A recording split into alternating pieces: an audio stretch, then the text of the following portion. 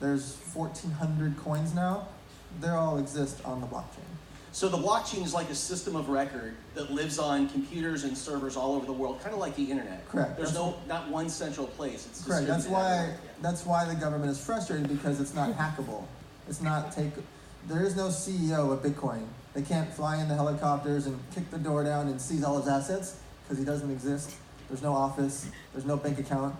It just is, and it's between all of us all over the world. So it's a very hard thing for them to grasp because they can't get the money. What about early adopters? Because when at first everything started coming out, it was cheap, right? I mean, you've made 7 figures in cryptocurrency, right? Yeah. I mean, at the end of the day, and I won't ask him to tell us how many millions, but you've done very, very well.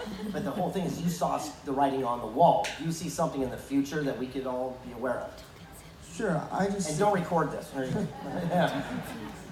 So getting in early is actually interesting in the way you say it, because 7-8 years ago was technically early. But just 1 year ago was early. Last March 3rd is when I posted on Facebook about buying Ethereum. I said, do your own research, but I just bought a bunch of Ethereum, and it was $19. Now, it's $900. Wow. There's no other place in the world you can have a 4,000% return in under a year. That's not real life, right? Yes. So the thing about it is, long term, we're still not even scratched the surface. People are like, oh wow, Coinbase had 100,000 new accounts a day. They have 13 million accounts. There's 7 billion people in the world. What the heck is 13 million accounts? It's nothing. It's tiddlywinks. So in theory, everybody has to buy Bitcoin to go buy other coins. Everyone has to start with Bitcoin to go do everything they're going to do.